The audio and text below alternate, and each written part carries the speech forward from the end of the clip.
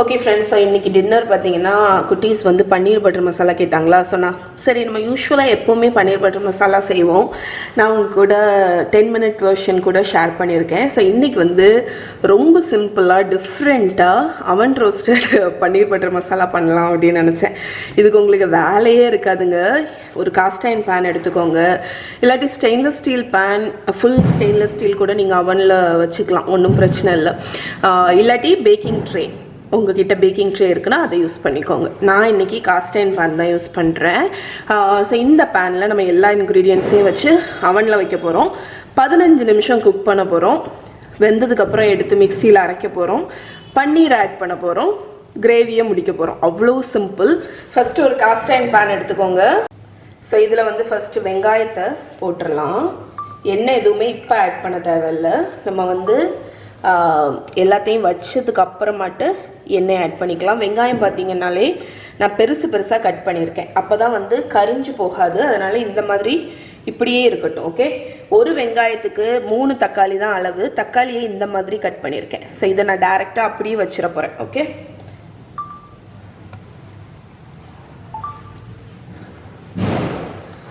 பெருசு பெருசாக கட் பண்ணாதான் நம்ம அவனில் ரோஸ்ட் பண்ணும்போது உங்களுக்கு வந்து தீஞ்சு போகாது. அதுக்கு வேண்டி தான் நம்ம எல்லாத்தையுமே பெருசு பெருசாக கட் பண்ணுறோம். ஓகே, இப்போ வந்து ஒரு 6 பல்லு பூண்டு முழுசாக தோல் உரிச்சு வச்சுருக்கேன், அதை ஆட் பண்ணிடுங்க. அதுக்கப்புறம் இஞ்சி, அதுவுமே தோல் உரிச்சு பெரிய பெரிய சங்க்ஸ் மாதிரி கட் பண்ணியிருக்கேன், அதையும் ஆட் பண்ணிடுங்க. இப்போ வந்து இதில் நீங்கள் ஐதர் கேஷ்யூநட் இல்லைனா பாதாம் போடலாம். நான் வந்து என்கிட்ட கேஷ்யூநட்டும் இல்லை பாதாமும் இல்லை, ஆனால் வந்து மெக்கடேமியா நட்ஸ் இருக்குது. இது நான் அந்த ஆஃப்ரிக்கா ட்ரிப்பில் போயிட்டு வரும்போது நிறைய வாங்கிட்டு வந்தேன். அது ஃப்ரீசரில் ஸ்டோர் பண்ணி வச்சுருக்கேன். ஒரு 6-7 கேஷ்யூநட் போதும். நான் அதனால் ஒரு 6-7 மெக்கடேமியா, அது வந்து க்ரீமினஸ் கொடுக்கறதுக்கு தான். அதை வந்து இதிலே நான் ஆட் பண்ண போகிறேன். நீங்கள் வந்து கேஷ்யூநட் ஆட் பண்ணுறீங்கனாலும் சரி, பாதாம் ஆட் பண்ணுறதா இருந்தாலும் முழுசாகவே ஆட் பண்ணிடுங்க. பொடிசாக கட் பண்ண தேவையில்லை. இது வந்து பர்டிகுலர்லி இந்த டிஷ்ஷுக்கு வந்து க்ரீமினஸ் கொடுக்கறதுக்கு. ஸோ இது ரோஸ்ட் ஆகும்போது உங்களுக்கு டேஸ்ட்டுமே நல்லாயிருக்கும். நட்ஸ் வந்து நம்ம அவனில் ரோஸ்ட் பண்ணும்போது டேஸ்ட் வந்து என்ஹான்ஸ் ஆக தான் செய்யும். அதனால் நீங்கள் எந்த நட்ஸ் வேணுமோ அதை ஆட் பண்ணிக்கோங்க. ஜஸ்ட் ஒரு டேபிள் ஸ்பூன் அளவுக்கு ஆயில் போதும். அது வந்து ரோஸ்ட் ஆகுறதுக்கு தான். நான் உப்பு எதுவுமே ஆட் பண்ண போகிறதில்ல. ஸோ இதை தூக்கி அவனில் வச்சு பேக் ஆகி முடித்தவொடனே எப்படி இருக்குன்னு காணிக்கிறேன். ஓகே, அது வந்து இப்போ சப்போஸ் உங்ககிட்ட அவன் இல்லை அப்படின்னா நீங்கள் இதை அப்படியே ஒரு அடுப்புக்கு மேலே லோ ஃப்ளேமில் மூடி போட்டு குக் பண்ணுங்கள். மிக்ஸ் எதுவும் பண்ணணும்னு அவசியம் இல்லை. ஓகே ஃப்ரெண்ட்ஸ், இங்கே பாருங்கள், நம்மளோட 200 டிகிரி செல்சியஸில் ஒரு 20 நிமிஷம் பேக் பண்ணேன். ஸோ மேலே தக்காளி பார்த்தீங்கன்னா, அதாவது ரொம்ப சார் ஆகக்கூடாது, ரோஸ்ட் ஆகக்கூடாது. ஏன்னா வந்து அது ஒரு ஸ்மோக்கி ஃப்ளேவர் வந்து இம்பார்ட் பண்ணும் நம்மளோட கிரேவியில். உங்களுக்கு அதுதான் வேணும்னா நீங்கள் அப்படி போகலாம். பட் நம்ம எக்ஸ்பெக்ட் பண்ணுறது நல்ல ஒரு கோல்டன் கலர், இந்த தக்காளி வந்து சுருங்கியிருக்கணும், ஆனியன்லாம் அங்கங்கே கோல்டன் கலர் இருக்கணும், கார்லிக் நல்லா ரோஸ்டாக இருக்கணும், நட்ஸ் நல்ல டோஸ்டாக இருக்கணும், இஞ்சி எல்லாமே டோஸ்டாக இருக்கணும். இதுதான். ஸோ இது வந்து உங்களுக்கு 200 டிகிரி செல்சியஸில் ஒரு 15-20 நிமிஷம் குக் பண்ணாலே உங்களுக்கு கிடச்சிரும். இப்போ இது கம்ப்ளீட்டாக கொஞ்சம் கூல் ஆகட்டும். கூல் ஆனதுக்கப்புறம் இதை மிக்ஸி ஜாரில் எடுத்து அரைச்சி எடுத்துடலாம். ஸோ நம்மளோட தக்காளி மிக்ஸ்சர் கூல் ஆனதுக்கப்புறம் நான் மிக்ஸி ஜாரில் எடுத்துட்டேன். இன்றைக்கி நான் வந்து யூஸ் பண்ணுற இந்த மிக்ஸி ஜார் பார்த்தீங்கன்னா அகாரோடல் தான். ஸோ இதோட லிங்க் வந்து கீழே டிஸ்கிரிப்ஷனில் இருக்குது. இதோட நேம் வந்து nutri Blender, Agaro nutri Blender. நான் இந்த மாதிரி டக்குன்னு பண்ணுறதுக்கு ஸ்மூதி இதுக்கு எல்லாத்துக்குமே இதுதான் யூஸ் பண்ணுவேன். இது சின்ன ஜார், இங்கே இருக்குல்ல சின்ன ஜார், இதில் பெரிய ஜாரும் இருக்காது. நீங்கள் ஸ்மூதி அதுக்கெல்லாம் யூஸ் பண்ணிக்கலாம். ஓகே, ஸோ இப்போ பிளெண்ட் பண்ணிடலாம்.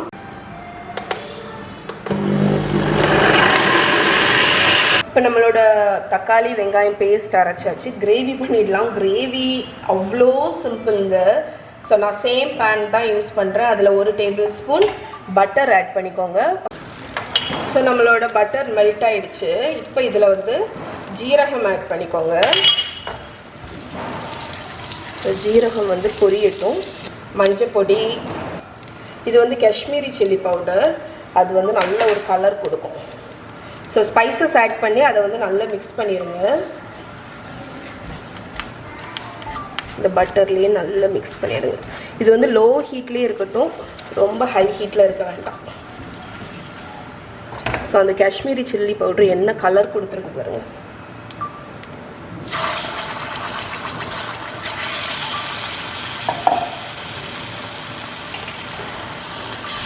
நல்லா மிக்ஸ் பண்ணி விட்டுருங்க. இந்த ஸ்பைசஸில் நம்மளோட தக்காளி பேஸ்ட் நல்லா மிக்ஸ் ஆகும்.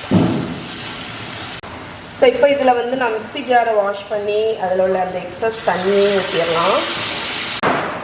ஸோ இங்கே பார்த்தீங்கன்னா நம்மளோட கிரேவி வந்து எவ்வளோ க்ரீமியாக ஆகிடுச்சு பாருங்கள். இனி நம்ம வந்து ஜஸ்ட் எல்லாத்தையுமே ஆட் பண்ணி மிக்ஸ் பண்ணி இறக்க வேண்டியதான். ஒரு கொதி வந்தோடனே இறக்க வேண்டியதான். ஸோ ஃபஸ்ட்டு வந்து இந்த கிரேவிக்கு தேவையான சால்ட் ஆட் பண்ணிக்கோங்க. பன்னீர் பட்டர் மசாலாவுக்கு கொஞ்சம் சுகர் வந்து எக்ஸ்ட்ராவாக தான் தேவை, அதனால சுகர் ஆட் பண்ணிக்கோங்க. டேஸ்ட் பார்த்துட்டு நீங்கள் வேணுன்னா எக்ஸ்ட்ராவாக கூட ஆட் பண்ணிக்கலாம், ஒன்றும் பிரச்சனை இல்லை. வந்து பன்னீர் ஆட் பண்ணிடலாம். ஸோ பன்னீர் ஆட் பண்ணி, இது ஹோம்மேட் பன்னீர் தான், இதோட ரெசிபி லிங்க் வந்து நான் கீழே கொடுக்குறேன். ஓகே, இப்போ நம்மளோட கிரேவி பார்த்திங்கன்னா ஒரு 2-3 மினிட்ஸ் நல்லா கொதிச்சாச்சு, திக்னஸும் வந்தாச்சு. இப்போ நம்ம அடுப்பை ஆஃப் பண்ணிட வேண்டியதான்.